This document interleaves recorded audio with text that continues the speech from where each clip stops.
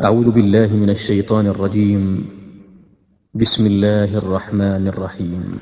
Hamzah, teman-teman sekalian, sosok yang susah sekali sebenarnya untuk digambarkan kepribadian, penuh dengan semua kelebihan seorang laki-laki. Fisiknya kuat, kulitnya putih, tampangnya tampan, ya.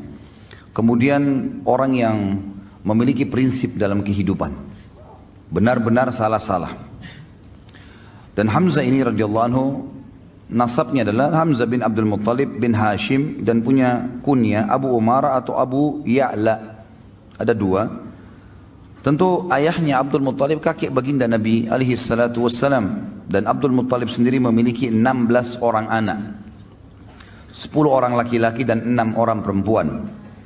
10 orang laki-laki ini ada 6 orang diantaranya yang meninggal sebelum masa kenabian, yaitu anak pertama Abdul Muttalib namanya Harith, kemudian Dhirar, kemudian Hijr, kemudian Muqaddam, kemudian Zubair dan Abdullah, ayah Nabi alaihissalam. Ini 6 orang meninggal sebelum masa kenabian. Sementara ada 4 orang dari laki-laki yang mendapatkan fase kenabian, 2 orang beriman dan 2 orang dalam keadaan kafir. Yang beriman adalah tokoh kita Hamzah bin Abdul Muttalib dan saudaranya Abbas bin Abdul Muttalib radhiyallahu anhum ajma'in, dan yang meninggal dalam keadaan kufur sementara mendapatkan fase kenabian adalah Abu Talib dan Abu Lahab. Dan Abu Lahab namanya adalah Abdul Izz. Sementara dari perempuan 6 orang, nama-nama tante-tante Nabi SAW atau saudarinya Hamzah adalah Sofiyah. Dan Sofiyah ini dipastikan masuk Islam. Dia adalah ibunya Zubair bin Awam. Kemudian Ummu Hakim, Atiqah, Umaymah, Afwah dan Bariyah. 6 orang nama ini, nama perempuan Sofiyah, Ummu Hakim, Atiqah, Umaymah, Afwah dan juga Bariyah, ya. Ini semuanya disebutkan, yang saya temukan adalah yang masuk Islam Sofiyah. Kalau yang lain Allahu alam saya belum temukan. Kalau teman-teman temukan, alhamdulillah bisa jadikan sebagai referensi. Ibu beliau bernama Hawla binti Wuhaib dari Bani Zuhrah, dan dia lahir bersamaan dengan lahirnya Nabi Muhammad alaihi salatu wassalam. Ya, jadi memang walaupun dia posisinya paman, tapi lahirnya tahun yang sama dengan lahirnya Nabi SAW. Makanya dikatakan Hamzah seumur dengan Nabi SAW. Dan selain paman, juga seumur dengan Nabi SAW, dia juga adalah saudara susuan Nabi SAW. Ya. Jadi ada seorang wanita yang saya lihat hampir semua ulama-ulama yang menyusun sejarah mengatakan yang menyusui mereka berdua Thuwaibah maula Abu Lahab. Thuwaibah, seorang budak wanita, pernah menyusui Nabi SAW dan pernah juga menyusui Hamzah dalam waktu yang seketika. Maka dia katakan saudara susu Nabi SAW. Hamzah bin Abdul Muttalib, teman-teman sekalian, berjalan seperti biasa di kehidupan Mekah. Di awal-awal dia adalah orang yang sangat kuat secara fisik, tinggi besar, dan sangat ahli dalam memanah. Oleh karena itu dia sangat gemar sekali berburu, gemar sekali. Di masa mudanya semua dihabiskan dengan itu. Dia naik turun gunung, ke padang pasir, lembah-lembah, dan kekuatan fisik yang luar biasa dimiliki. Dia dengan Umar bin Khattab terkenal. Jadi kalau berburu singa, ya. Dan bukan berburu rusa atau kelinci seperti antum, ya. Ini berburu singa. Dan singa ini kalau setelah diburu, ya, dan mati, memang semasa jahiliyah mereka belum tahu masalah hukum halal haram memakan ini. Maka Hamzah radhiyallahu anhu memikul singa itu di pundak sebelah kirinya dengan satu tangan, dan satu tangan yang satu memegang busur panah. Dan untuk membunuh singa dengan anak panah ini nggak gampang. Anak panah tidak semudah itu bisa menembus kulit yang tebal.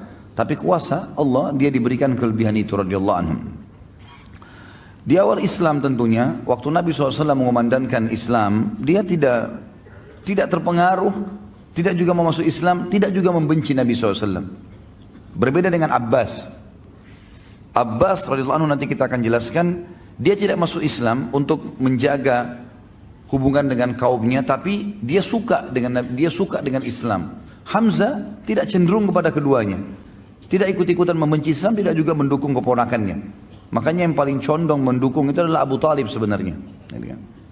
Tapi yang jelas teman-teman sekalian, ada satu kejadian dengan hikmah Allah terjadilah masuk Islamnya tokoh kita ini. Dengan tiba-tiba begitu saja. Kisahnya adalah pernah satu waktu Nabi SAW waktu di Mekah selalu dicaci maki. Dan caci makian ini selalu dianggap biasa oleh baginda Nabi SAW. Biasa sekali dianggap, sudahlah kamu penyihir, didiamin. Kamu penjahat, didiamin. Kamu penyamun, dibiarin. Bahkan Nabi SAW pernah lagi sujud, dituangkan kotoran unta di atas leher beliau, beliau SAW diam. Bahkan pernah batang leher beliau diinjak, ya, sampai susah bernafas. Gitu kan.